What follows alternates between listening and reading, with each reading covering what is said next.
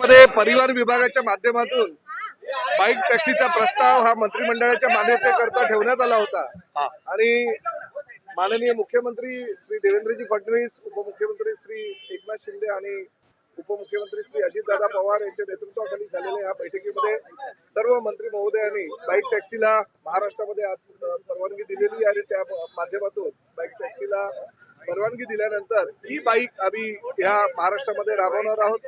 प्रामुख्याने सर्वसामान्य सिंगल प्रवाशांना जी गैरसोय होत होती आणि तिप्पट भाडं द्यावं लागत होतं रिक्षा करता किंवा टॅक्सी करता, तर ते न देता आता बाईक टॅक्सीच्या माध्यमातून सर्वसामान्य प्रवाशांना पूर्ण महाराष्ट्रामध्ये बाईक टॅक्सीचा प्रवास कुठेही करता येईल आणि 15 किलोमीटर पर्यंत त्याचं ते अंतर मर्यादित ठेवलेलं आहे। प्रामुख्याने 50 बाईक एकत्रितपणे घेणाऱ्या संस्थेला तो पूर्ण ती परवानगी देण्यात येईल आणि प्रामुख्याने महिलांच्या सुरक्षिततेच्या दृष्टिकोनातून अतिशय चांगले नियमावली आम्ही बनवले। अजूनही काही त्याच्यामध्ये नियमामध्ये काही ऍड करायचे असेल गोष्टी त्याही आम्ही ऍड करतो, परंतु 2 प्रवाशांमध्ये असलेलं पार्टिशन आणि त्याचबरोबर पावसाळ्यामध्ये प्रवाशांना सुखसोयी उपलब्धता व्हावी, पावसामध्ये भिजू नये याकरता पूर्णपणे वरती कव्हर असलेल्या ई बाईकलाच आम्ही परवानगी देणार आहोत आणि प्रामुख्यानं ई बाईकला प्रमोट करण्याच्या दृष्टिकोनातून ही जे धोरण आहे राज्य शासनाने ठरवलेलं आहे, त्या माध्यमातून आम्ही त्याला आज परवानगी मागितली आणि मंत्रिमंडळाचे मी आभार मानतो की त्यांनी याला मान्यता दिली। महिला प्रवाशांची सुरक्षा कशी असेल? महिला प्रवासी सुरक्षा आता प्रवाशांच्या सुरक्षिततेच्या दृष्टिकोनातून आम्ही भरपूर उपाययोजना केलेल्या आहे। अजूनही काही आमच्याकडे जे पर्याय उपलब्ध होतील त्यानुसार त्या नियमावली आम्ही आणणार आहोत,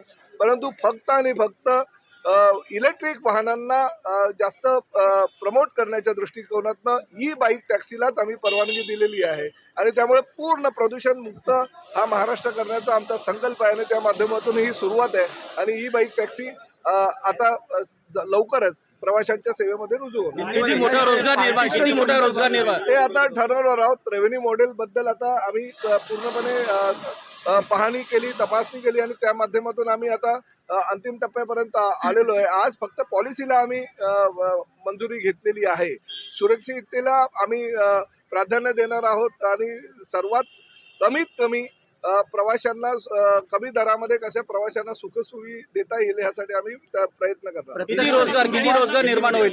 सुरुवात कधीपासून होईल? ही बाईक असल्यानंतर भरपूर बेनिफिट तर मिळणारच आहेत, परंतु त्याचबरोबर जे रिक्षा चालक आहे आणि टॅक्सी चालक आहेत त्या रिक्षा चालक आणि टॅक्सी चालकाला मुलांना जे आमच्या रिक्षा महामंडळाचे सदस्य आहेत त्यांना 10,000 अनुदान देण्याचा सुद्धा आम्ही एक प्रयत्न करतोय। त्या माध्यमातून चर्चा झालेली आहे आणि रिक्षा महामंडळाच्या बैठकीमध्ये ते ठरवलं जाईल। परंतु ही बाईक टॅक्सी जर रिक्षावाल्याच्या मुलानं किंवा मुलीनं घेतली तर निश्चितपणे त्यांना त्यामध्ये 10,000 रुपये आम्ही अनुदान देणार आणि उर्वरित त्यांनी कर्जरूपी काढावं, जेणेकरून खिशामध्ये 1 रुपया जरी त्या तरुणाच्या नसेल किंवा तरुणाच्या नसेल तरी तो ई बाईक टॅक्सी घेऊ शकतो।